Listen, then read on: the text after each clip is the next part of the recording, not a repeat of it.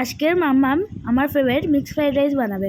ফার্স্টে ক্যারেটটাকে ছোট্ট ছোট্ট করে লম্বা লম্বা করে কুচিয়ে নিয়েছে, তারপর বিনসটাকেও সেমভাবে কুচিয়ে নিয়েছে।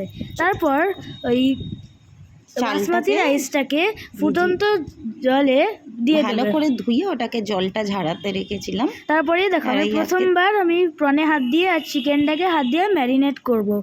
আমার তো প্রথমবার হাত দিয়ে খুব একটা লাগছিল। তারপর তার মধ্যে একটু চিনি আর গোলমরিচ দিয়ে ভালো করে ম্যারিনেট করে দেবো, নুন দিয়ে ম্যারিনেট করে দেবো। এরপর দেখো এটাকে একটা সাইড, এবার সাইড রেখে একটার মধ্যে একটা বাটির মধ্যে আজিনামোটো, একটু চিনি, একটু গোলমরিচ আর একটু নুন দিয়ে ভালো করে মিক্স করে নেবো। চাইনিজ খেতে গেলে তো একটু আজিনামোটো দিতেই হয়। তারপর আমার ফেভারিট 3টে ডিম দিয়ে তার মধ্যে একটু গোলমরিচ আর নুন দিয়ে মাম্মাম ভালো করে ডিমটাকে বিট করে নিল। তারপর তেলে কড়ার মধ্যে ডিমটাকে দিয়ে মাম্মাম ঝুরি ভাজা করে নিল। ঝুরি ভাজার পরে তারপর কড়ায় তেল দিয়ে চিকেন আর প্রনটাকে ভালো করে দিয়ে দিয়েছি। এটা কিন্তু ফুল হাই ফ্লেমে করতে হবে, লো ফ্লেম কিন্তু করা যাবে না। হ্যাঁ, না হলে চিকেন থেকে একদম পুরো জল বেরিয়ে যাবে। একদম জোরে করে ভাজতে হবে, আর এই ভাজতে ভাজতেই খুব সুন্দর সিদ্ধ হয়ে যাবে। এরপরে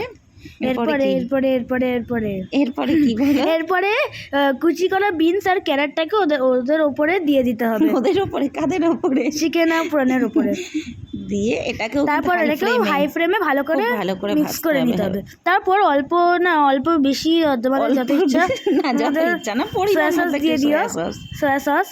ওটাকে ভালো করে মিক্স হয়ে গেলে, এমনি কালার হয়ে গেলে তার উপরে এই আজিনামোটো আর চিনির মিক্সচারটা দিয়ে দেবো। চিনি, গোলমরিচ আর নুন মিক্সচার দিয়ে ভালো করে।